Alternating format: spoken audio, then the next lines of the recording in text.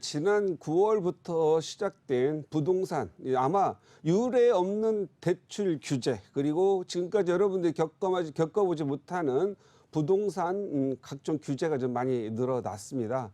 여러분은 지금 현재 혹시 규제가 언제 풀리나, 규제가 언제 완화되려나 기다리는 분들도 있을 겁니다. 그리고 또 가장 무엇보다도 시급한 게 부동산 공급 문제죠. 필요한 시기에, 필요한 지역에 적절한 공급이 좀 많이 됐으면 하지만 현실은 좀 그런 것 같지 않습니다. 그래서 공급 기다리는 분들 또는 청약 기다리는 분들 또는 가격 떨어지기 기다리는 분들 많이 있을 것 같습니다.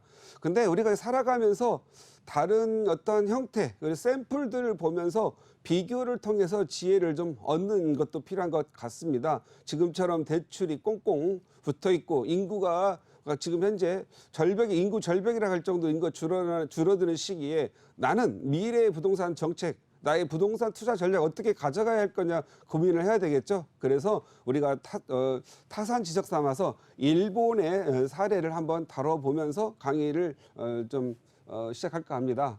우리는 잃어버린 일본의 20년 이렇게도 많이 표현하고 있지요. 잃어버린 20년이라는 건 부동산이 침체기가 20년 이상이 됐다라는 그런 뜻입니다. 그래서 오늘 일본을 한번 다뤄보겠습니다. 제목은 일본의 신도시의 몰락입니다. 몰락은 다 알고 계시죠? 그런데 혹시 나와 관계는 없나? 여러분 자신과 관계는 없나? 이런 부분도 생각을 좀 해봐야 될 것 같습니다. 일본의 신도시, 과거 1970년대 중반에서 아마 80년대, 90년대 초반까지 상당한 열풍으로 한 약 40여 개의 신도시가 만들어졌죠. 그 신도시의 기본적인 배경은 그렇습니다. 대도시에 너무 많은 인구가 몰려들고 교통난과 주택 가격이 올라가니까 인구 분산 정책을 통해서 그 대도심의 주변에 아파트 또는 고급스러운 주택 또는 인프라를 잘 갖춰준 주택들을 많이 공급을 해서 인구 분산을 하려고 했던 거죠. 그리고 부동산 가격도 좀 안정화시키려고 했던 거고. 그래서 일본도 서울과 같은 도쿄가 있지요. 그래서 도쿄라는 주변에 동서남북으로 많이 공급이 됐죠. 그래서 신도시가 70년대에서 80년대, 90년대 초반까지 인구 팽창기에 많이 공급이 됐던 것 같은데 역시 한국과 일본은 좀 유사한 부분이 있죠. 베이비 부모가 갑자기 늘어나면서 어느 정도 그들이 경제활동하면서 계속 집이 많이 필요하게 된 거죠. 우리나라도 같은 지금 현재 시기를 걷고 있고요. 그런데 또 이 도쿄를 중심으로 한 위성 도시들 그리고 쉽게 말해서 우리나라처럼 신도시들이 많이 공급을 하게 됩니다. 도쿄로부터 30-40km 또는 50-60km 떨어진 쪽으로 해서 도쿄의 동쪽 쪽으로는 지바 신도시, 그리고 서쪽으로는 많이 들어보고 있는 다마 신도시, 다마현, 그리고 북쪽으로는 스쿠바 신도시, 그 다음에 남쪽으로는 고우쿠 신도시, 요코하마라고 좀 많이 아실 거고, 이 도시들을 대표적인 도시를 중심으로 해서 이 도쿄를 중심으로 해서 상당히 많은 신도시들이 공급이 됩니다. 그러는 과정에서 우리 서울 지난 8년 전에서 지난 7년 동안 우리 서울도 약 393개의 박원순 시장 시절이죠. 재개발 지역을 취소 또는 허가를 안 해줘 가지고 공급이 끊어졌죠. 서울시 의회에서 조사한 바로는 약 지난 7년 동안 박원순 시장 재임 시절에 약 24만 8천 세대, 그리고 반올림 하면 약 25만 가구의 주택이 공급될 물량이 해제가 됐던 거죠. 그 다음에 까다로운 서울시의 재개발 재건축 규제로 인해서 노후도의 60%를 충족을 해야 이 필수가 개발이 되는데 전체 평균이, 그런데 여기에 정비지수라는 부분이 돼 있어서 정비지수 70점을 넘어야만 하다 보니까 이 까다로운 이 규격을 통과해서 재개발, 재건축을 할 수 있는 것은 거의 없었다고 보시면 될 것 같죠. 그러다 보니까 공급량이 실질적으로 더 많이 줄었다. 제가 생각할 때는 뭐 거의 한 30만 가구 정도에 육박할 정도로 공급이 줄었다고 보시면 될 것 같습니다. 그래서 이렇게 서울시를 꽁꽁 틀어막는 사이에 그 사이에 2기 신도시가 공급이 됐었죠. 근데 2기 신도시들은 서울로부터 처음에 공급될 때는 뭐 엠버스니 뭐니를 해가지고 뭐 동탄처럼 한 50km, 60km 떨어져 있어도 뭐 서울에 20분, 30분이면 차 달려서 온다고 그때 당시에 신문에서 자랑됐던 그런 기억이 나고, 또 SRT가 뭐 14분 만에 돌파를 해서 서울에서 동탄까지 간다는 것도 뉴스를 많이 통했던 것 같습니다. 당시 일본도 이러했던 것 같습니다. 일본도 뭐 지하철 그리고 또 고속철을 이용해 가지고 도쿄의 접근성을 높였고, 그 다음에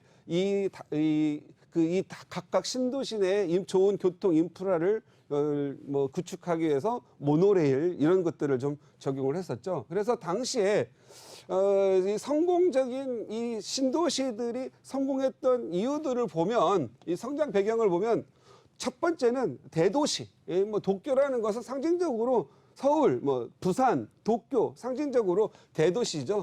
대도시의 접근성이 뛰어났다.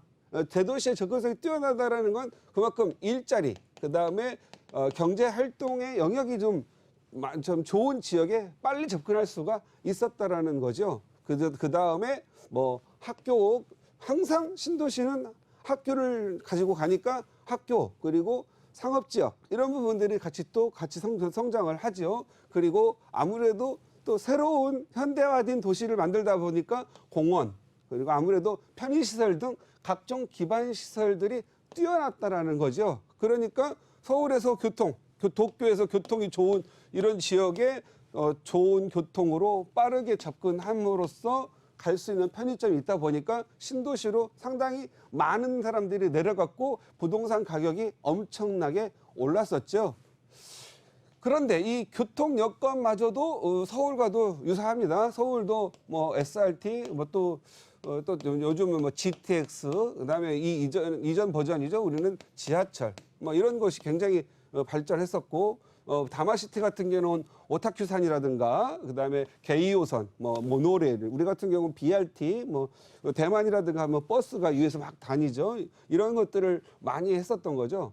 이렇게 하다 보니까 이 젊은 층, 특히 도쿄가 비쌌고, 또 도쿄에는 아무래도 도쿄도 우리나라와 비슷하게, 서울과 비슷하게 도쿄 내부의 재개발, 재건축, 소위 도시 재생 자체를 막았죠. 막아가지고 저기 신도시로 유도를 많이 했던 겁니다.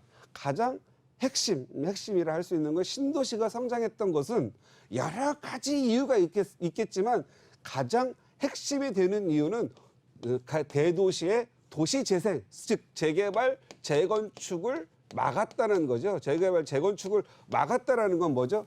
양질의 주택이 없다라는 거죠. 그리고 이 양질의 주택이 없어서 신도시에 구성시킴으로써 내보냈다라는 거죠. 우리나라도 일기 신도시, 분당, 그다음에 부천, 그다음에 평촌, 그다음에 산본, 그다음에 일산, 일기 신도시 약 한 28만 세대 정도를 공급을 했죠. 그 당시에 외곽 순환도로를 만들어서 여피족이라고 해가지고 젊은 전문가라든가 돈 버는 사람들은 서울에서 경제활동으로 돈을 벌고, 그리고 드라이빙을 만끽하면서 일산, 분당, 뭐 평촌 이런 데 이렇게 가게 해줬죠. 그런데 어느 순간 2003년도가 지나가면서 차가 많이 늘어나죠.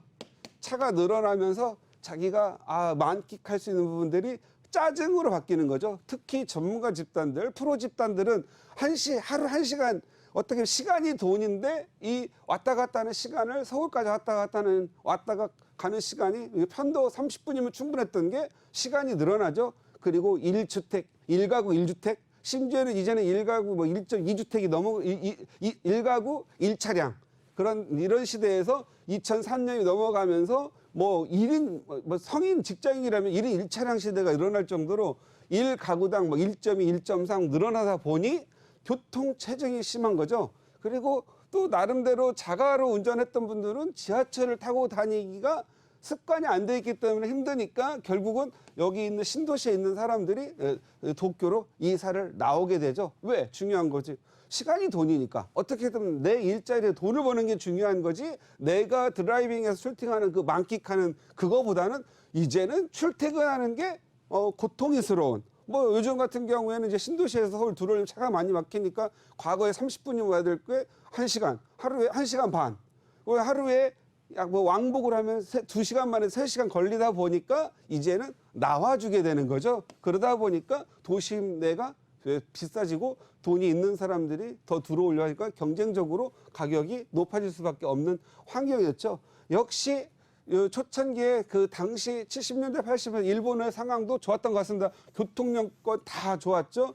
그런데 어느 순간 몰락의 시간들이 돌아오게 된 겁니다. 잃어버린 2000년대 들어와서 일본도 역시 차량 늘어나고 경제 활동을 하는 인구가 도심 중심으로 더 집중화되고 하면서 인구가 서서히 감소를 합니다. 20대, 30대 일자리와 자기의 영역을 쳐서 도심 집중화 현상이 일어나고, 도심 집중화 일어나면서 도시에서 생활했던 사람이 밖으로 나가기가 어려워지는 일이 발생이 되는 거죠.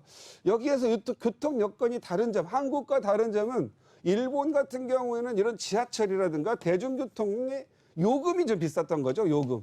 요금이 비쌌고, 지금 한국 같은 경우에는 우리나라만큼 대중교통 요금이 싼 나라가 없을 정도로 우리나라는 대중교통 여건이 좋다고 합니다. 그래서 아직까지는 이렇게 신도시들이 어떻게 보면은 잘 작동을 하고 있는 것 같습니다. 그런데 문제는 자가로 운전하는 사람들에게 문제가 있는 거죠.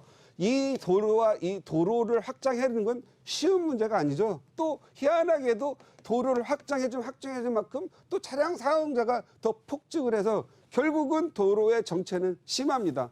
아침에 저도 이렇게 가끔 임장을 하면 돌아오다 보면은 경기도 뭐 광주에서 서울 나올 때, 일산에서 나올 때, 김포에서 나오거나 하면 서울 대도시권 나올 때 보면 차가 너무 많이 밀리죠. 그러니까 차를 피해서 정체 시간을 러시아워를 피해서 어떻게 하죠?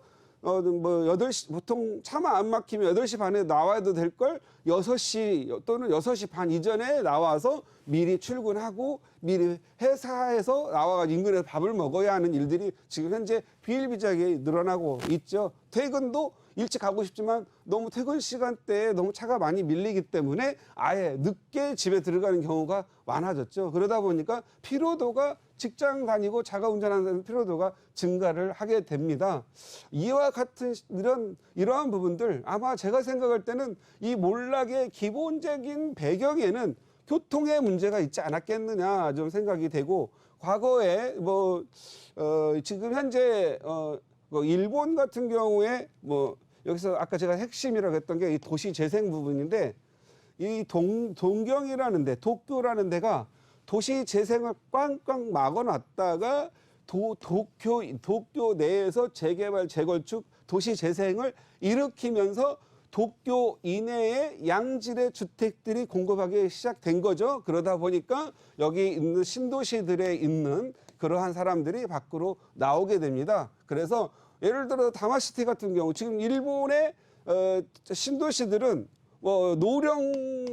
노령화라고 하는 것은 이 주택들이 오래돼가 노후화가 된 게 아니고 노령층만 남아있다고 해서 젊은 층은 다 빠져나가고 도예지로 다 나가고 노인 인구만 남아있거나, 그리고 백화점 문을 닫고 그 다음에 노인 인구들은 나오기 힘드니까 지금은 거꾸로 트럭 백화점이 돌아다니면서 날짜를 정해가지고 이게 물건을 지금 현재 팔고 있고, 어르신들이 나와서 그 날짜에 맞춰서 물건을 사가는 것이 요즘에 일본 신도시들의 풍속도라고 하지요. 그리고 노령화는 그래서 사람이 살고 있는데 이제 유령화가 되고 있죠. 유령화. 유령화라는 건 도시 아무도 살지 않는 도시 공동화를 말씀드리는 거죠. 도시가 비어간다. 그래서 뭐 열 채당 두 채는 살고 있는데 8채가 비어 있어요. 그러니까 누군가가 살고 있는 두려움, 혹시 귀신이 살고 있지 않느냐 그런 표현이죠. 유령화가 되고 있는 거죠. 그래서 이러한 부분들이 일본의 신도시의 몰락이 과연 우리나라에는 닥치지 않을까라는 부분을 생각을 해봐야 되겠고 그 닥치는 게 혹시 내가 그 안에 포함되어 있지 않을까를 이제는 고민해야 될 때가 됐다라는 거죠. 왜일까요? 왜? 근본적인 부분은 저는 도시재생의 아까 문제를 말씀을 드렸는데 근본적으로 인구가 줄어드는 부분에 대해서는 문제가 되지 않습니다. 왜냐하면 도시의 인구가 줄어들수록 지방 멀리 있는 데는 학교가 없어지고 일자리가 없어지니까 서울로 다가올 거죠. 그 서울이 비싸고 꽉 차 있으니까 신도시로 나갈 수 있지 않겠어요? 그러면 어느 정도 급격하게 가격이 하락하지 않습니다. 신도시들은. 그런데 서울, 특히 일본처럼 도쿄의 재개발, 재건축, 도시재생이 급격히 빨리 진행되면서 여기 이 주변의 신도시들이 힘이 어려운 시기로 되었죠. 그래서 서울도 이제는 지금 현재 서울, 특히 뭐 부산이나 서울 대도시권에는 지금 현재 공급 문제가 부족하니까 공공재개발 또는 민관 공동재개발, 그 다음에 지금 현재 정부에서 추진하고 있는 3080 공공개발, 그리고 또 서울시에서 이번에 9월 이제 곧 10월 23일이면은 이제 지났네요. 이제 지난주로 이제 모집이 끝났는데 이제 매년 그렇게 신속통합기획개발이라고 그래가지고 서울시가 신통기획 개발 또 진행하죠. 그리고 또 자연적으로 또 이렇게 또 정비 지수, 까다로운 정부 지수 제도를 없애고 과거처럼 이제 노후도 60%가 진행이 되고 일정 자격이 되어지면 재개발을 할 수 있도록 하고 또는 소규모 재개발, 이런 개발 형태로 해서 지금 현재 우리의 가장 주택값의 상승의 주범이 되고 있는 공급 물량의 부족이 그동안 신도시에서 풀을 했던 부분이 결국은 도심 내, 서울 내에 필요하다는 거죠. 그래서 서울 내 공급을 현재 계속 할 거다. 그래서 지금 올해부터 시작되는 서울 시내, 그리고 뭐 부산 시내, 이 시내에 그 새로운 아파트, 그러니까 양질의 주택들이 공급이 시작될 거라는 거죠. 그럴 경우에는 신도시에도 영향을 미칠 수가 있다. 지금 당장 미치겠습니까? 저는 심리적으로 지금 당장은 미치진 않을 거라고 염려만 생기는 시기라고 보여지고요. 3기 신도시가 서울로 보자면 여기가 서울이라고 한다면 왕숙, 교산, 그다음에 남양주, 진접, 그다음에 창릉지구, 그다음에 밑에 대장동, 계양지구, 밑에 또 보면은 시흥, 그다음에 광명지구, 그다음에 밑에 이제 또 공급되고 있는 것들 안양 쪽, 또 광명, 이렇게 계속 지금 공급되고 있죠. 이러한 공급되는 물량이 지금 사전천약에 들어갔다라면 적어도 빨리 공급한다고 하니까 물리적으로 빠르면 6년에서 늦으면 10년 사이에 되고 공급이 많은 물량들이 나와줄 거라는 거죠. 동시에 같이 신속통합기획이니 공공재개발이니 3080 하는 것도 5년, 6년 내에 공급하겠다라는 거죠. 그래서 그러한 공급 물량이 늘어날 경우에 입주 시에 타격을 받을 수 있겠죠. 그래서 제가 봤을 때는 짧게는 6년에서 조금 길게는 한 8년, 10년 사이부터는 신도시의 공급 물량이 이제 입주할 때가 되겠죠. 그럴 때 서울도 역시 통합계획 3080으로 해서 5, 6년 후에 같이 진행이 된다라고 한다면 어느 정도 공급 물량이 열리기 때문에 신도시도 영향을 받을 수 있을 거라고 저는 개인적으로 생각을 합니다. 그리고 무엇보다도 중요한 게 인구의 감소가 같이 진행되기 때문에 그래서 일본 신도시의 몰락이 한국에는 크게 들이닥치는 않겠지만 여기에 해당되는 지역도 생길 거라는 부분도 염두에 둬야 된다. 그래서 여러분들이 투자를 하시는 것과 내 집을 사는 거하고 좀 차이가 있지 않습니까? 내가 내 직장상의 문제로 내가 그 도시에 살고 싶어서 산다는 문제가 않겠지만 가격이 어느 정도 올라줘서 자기가 다시 또 좀 더 상위지로 업그레이드 하려고 계획했던 분들은 한 번 정도 생각해 볼 시기가 이제 도래됐다라는 그런 말씀 드리고요. 항상 남의 얘기가 나의 얘기와 연결될 수 있는 그런 유관성을 찾아가면서 좋은 투자 전략을 세우는 것도 좋을 것 같아서 한번 다뤄 보았습니다. 감사합니다.